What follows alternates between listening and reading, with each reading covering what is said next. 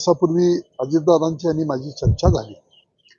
अजितदादांनी सांगितलं की थोडंसं या ठिकाणी महापालिकेच्या दृष्टिकोनातून आपण जबाबदारी घेतली पाहिजे. थोडीशी या बाबतीतली चर्चा झाल्यानंतर मग या ठिकाणी महापालिकेच्या दृष्टिकोनातून 2 दिवस झाला आम्ही आता कार्यरत आहे.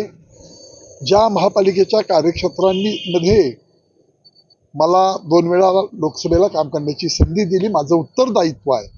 काही मला सेंट्रलमधनं फंड आणून, राज्य सरकारमधून फंड आणून काही कामं करता आली, काही कामं बाकी आहेत.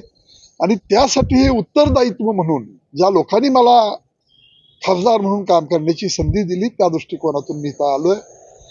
राष्ट्रवादी काँग्रेस अजितदादा गट या माध्यमातून मी थोडंसं बैठकींना आयोजन केलेलं आहे. आमचे मकरंदाबा जे मंत्री आहेत त्यांचंही माझं बोलणं झालं, अजितदादांचं त्यांचं बोलणं झालं.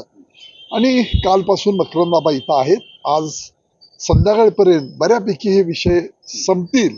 त्यामध्ये काही नगरसेवकांनी थोडंसं सांगली, मिरज, कुपवाड हे आपल्या सांगली जिल्ह्यातलंच एक मोठा भाग असल्यामुळं नागरिकांची संख्या, मतदारांची संख्या मोठ्या प्रमाणात असल्यामुळं या महानपालिकेला निश्चितपणानं महत्व आहे.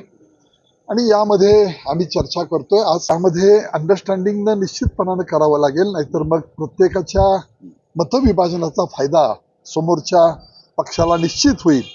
आणि त्या दृष्टीनं आम्ही सगळे प्रयत्न करू. समन्वयाची भूमिका इथं खासदार म्हणून काम केलेलं आहे, उपनगराध्यक्ष म्हणून इथं काम केलंय. पूर्वीची माझी राजकीय कारकीर्द सांगलीतनं सुरू झालेली आहे, इथंही मी काम केलेलं आहे.